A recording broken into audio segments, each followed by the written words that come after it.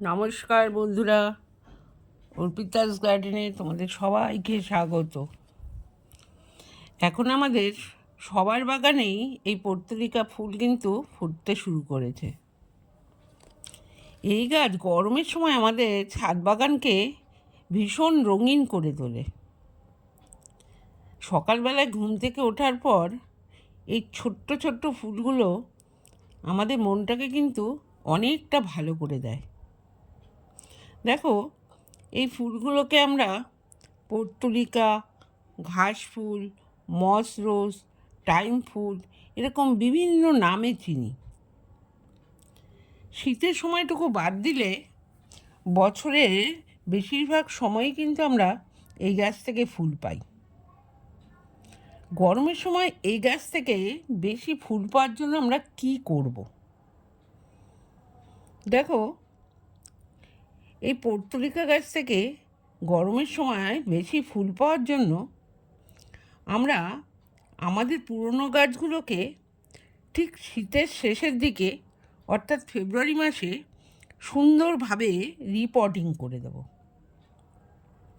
আর এই রিপটিং করার জন্য আমরা এর মাটি তৈরি করব 50% গার্ডেন সয়েলের সাথে 30% কম্পোস্ট এবং 20% বালি। এই তিনটে উপাদানকে খুব ভালো করে মিশিয়ে আমরা এই গাছের রিপোর্ট করার জন্য মাটিটা তৈরি করে নেব। এইভাবে দেখো, তৈরি মাটিটার মধ্যে আমরা একটা সরু কিছু দিয়ে এইভাবে গর্ত করে নেব। এইভাবে গর্ত করে দেখো, এইভাবে গর্ত করার পর আমরা যে কাটিংগুলো থেকে রিপোর্টিং করতে চাই সেই কাটিংগুলোর ডগাটা এইভাবে কেটে দেব আর নিচের পাতাগুলো আমরা ছিঁড়ে দেব। দেখো, এইভাবে গর্তগুলোর মধ্যে আমরা কাটিংগুলো বসিয়ে দেব। দেখো, এইভাবে নিচের অংশের পাতাগুলো আমরা ফেলে দেব আর ওপরের দিকে ডগার ওপরের দিকের অংশটা আমরা কেটে দেব। দিয়ে আমরা যে গর্তটা করলাম সেই গর্তের মধ্যে আস্তে করে বসিয়ে দেব। এইভাবে টবে যতগুলো কাটিং দেয়া যায় আমরা সেইভাবে কাটিংগুলো এইভাবে রিপোর্টিং করে আমরা 3-4 দিনের জন্য টবটাকে ছায়ায় রেখে দেব। 3-4 দিন পর আমরা এই টব সমেত গাছগুলোকে ফুল সানলাইটে রাখবো। এই গাছ সানলাইট পছন্দ করে। আমরা যত সানলাইটে রাখবো এই পর্তুলিকা গাছকে, আমরা কিন্তু এই গাছ থেকে তত বেশি ফুল পাব। কিন্তু গাছগুলো সাকুলেন্ট প্রজাতির হওয়ার জন্য আমরা কিন্তু এই গাছে যখন জল ব্যবহার করব তখন কিন্তু আমাদের বুঝে জল ব্যবহার করতে হবে।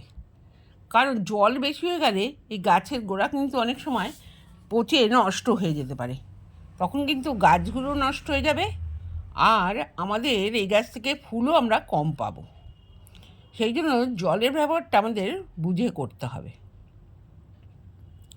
এবার দ্বিতীয়ত দেখো, এই পর্তুলিকা গাছ লাগানোর জন্য কিন্তু আমাদের খুব বেশি বড় বা গভীর অর্থাৎ 6 ইঞ্চি 10 ইঞ্চি এরকম টবের প্রয়োজন হয় না।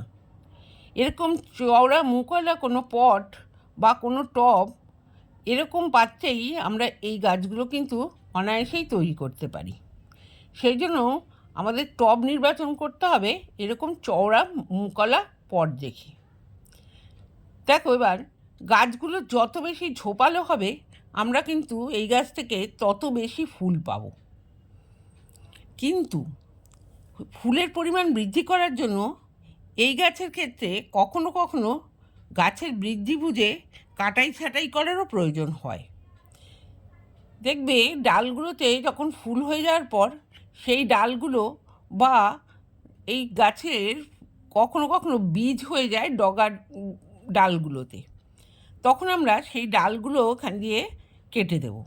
অথবা গাছটা অতিরিক্ত বেশি ঝোপালো হয়ে গেলে আমরা কিন্তু কিছু ডাল এই গাছ থেকে কাটাই ছাঁটাই করে দেব।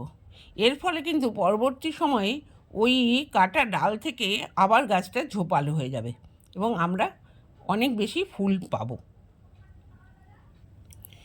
এবার আসি এই গাছে আমরা কি খাবার দেব।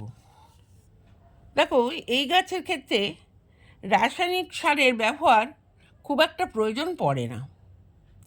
এই গরমের সময় প্রতি 10 দিন অন্তর আমরা যদি আমাদের যে কিচেন ওয়েস্ট থেকে যে আমরা তরল সার পাই, সেই তরল সার বা পেঁয়াজের খোসা ভেজানোর জল বা কলার খোসা ভেজানোর জল এই গাছে দিতে পারি, তাহলে কিন্তু এই গাছের ক্ষেত্রে যথেষ্ট। এবং এর ফলে কিন্তু আমরা এই গাছ থেকে অনেক বেশি ফুল পাবো। দেখো, আমি এইগুলোই আমার গাছের ক্ষেত্রে ব্যবহার করে থাকি। এবার সবশেষে আসি কীট পতঙ্গের কথায়। এই পর্তুলিকা গাছের বড় শত্রু কিন্তু মিলিবাগ।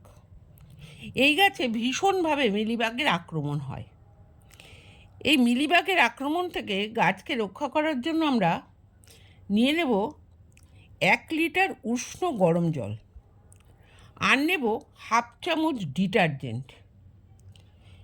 এই উষ্ণ গরম জলে ডিটারজেন্ট ভালো করে মিশিয়ে আমরা যদি 2 থেকে 3 দিন অন্তর এইভাবে 3 থেকে 4 বার স্প্রে করতে পারি, তাহলে কিন্তু আমরা এই গাছকে মিলিবাগের আক্রমণ থেকে রক্ষা করতে পারবো। এইভাবে আমরা যদি গাছগুলোকে খুব সহজেই কিন্তু আমরা সুস্থ সবল রাখতে পারবো। তাহলে বুঝতে পারছো, এই পর্তুলিকা গাছ থেকে বেশি ফুল পাওয়ার জন্য আমাদের কিন্তু খুব বেশি যত্ন বা পরিশ্রম করতে হয় না। খুব অল্প যত্ন এবং পরিশ্রমেই কিন্তু এই গাছ থেকে আমরা প্রচুর ফুল পেতে পারি আর আমাদের বাগানকে রঙিন করে তুলতে পারি। তোমাদের সবার বাড়িতেই নিশ্চয়ই পর্তুলিকা গাছ আছে, কিন্তু এখনও যারা এই গাছ বসাওনি তারা এই গরমে খুব তাড়াতাড়ি এই গাছ বসিয়ে দাও আর তোমার ছাদ বাগানকে রঙিন করে তোলো। আমার আজকের এই ভিডিওটা তোমাদের কেমন লাগলো? আমার এই ভিডিওটা যদি তোমাদের ভালো লেগে থাকে তাহলে একটা লাইক, কমেন্ট এবং শেয়ার করে দিও। আর আমার চ্যানেলে যদি নতুন হয়ে থাকো অবশ্যই কিন্তু আমার চ্যানেলটা সাবস্ক্রাইব করে দিও। আজকে আমার ভিডিওটা এই পর্যন্তই। তোমরা সবাই ভালো থেকো, সুস্থ থেকো।